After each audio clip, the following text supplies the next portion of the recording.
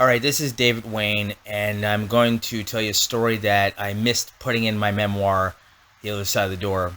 I really wished I wrote this in the book. Um, this happened in 1983. Um, this is called the Burning Bed Threat. And it was a situation between my parents and a high-profile television movie was about to broadcast on, I believe, NBC, starring Farrah Fawcett, and it was about a battered wife, and it was one of the most first notable instances that this apparently went to court. 1977, this occurred.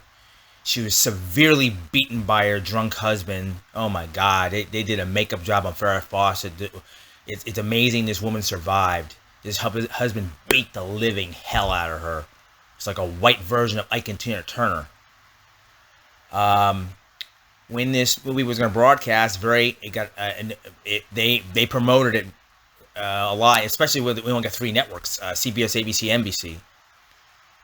And this movie got a lot of attention because it brought out the situation of spousal abuse.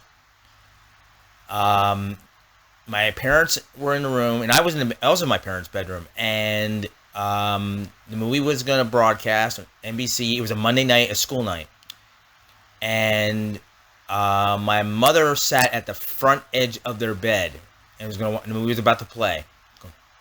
I believe 8 o'clock or 9 o'clock at night. Suddenly, when my father got up and said the movie was just about to broadcast, I think they did the trailer before it showed what it was going to be about. And I was sitting on my left side of my mother on the bed, and my father got up and said, "You're not watching that movie." Now, my mother, being very timid, usually backs down on a lot of things with my father, but I always describe the two of them like an olive oil meets Bluto from the Popeye cartoon series. Very, very thin, timid woman. And this time she stood her ground. She didn't get up, but she sat on the bed, stared at my father. "Yes, I am." That's what she said. Yes, I am. My father replied, and here's the threat: "What, are you going to burn me in my bed if I don't let you watch it?" They stared at each other. I'd say no more than 5 seconds. My father walked away. Usually, when he gets mad, he would know that he would use a foul language rant or throw furniture. He was not a physical beater. No, he would not hit another human being unless it was self-defense. Now remember, he was military trained, a Vietnam veteran. And many times he's woken up out of PTSD nightmares and chokeslammed my mother against a bedroom door, and I witnessed it a couple of times. Other than that, he was not a physical beater. He did not get drunk. They both said they occasionally drank, but he did not get intentionally drunk or care less and get drunk and beat anybody. No. He threw furniture, destroyed electronic equipment, destroyed toys. But this time, no, it was a verbal threat to tell my mother, "You're not watching it," because it was about spousal abuse, drunk spousal abuse. But my mother, for the first time in her life, as far as I can recall, stood her ground, just stared at him, didn't say anything, stared at him. And my father walked into the living room and watched something else. But as one of the most memorable moments between my parents, that an argument that my father, I would say, lost, that she watched the movie. And just as the movie started, my mom turns and looks at me. "No, you're going to have to leave the bedroom." For one thing, it was a school night. Yeah, I think she did bring it up. It was a school night. "And you're not watching this movie." I had no idea. I'm young. I'm very early teens. 13, 14, 15, something like that. And no, my mom was not going to let me watch this. And "No, you're not watching this." I had no idea. I was going to watch a movie with my mother. "No, go in the living room with your father." That's what she said. "Go in the living room with your father." And I did. I left, and she watched the movie. It wasn't until probably my late teens, early 20s, the movie would broadcast on cable TV somewhere, and I watched it, and it was graphic, very bad. Incredible that woman survived.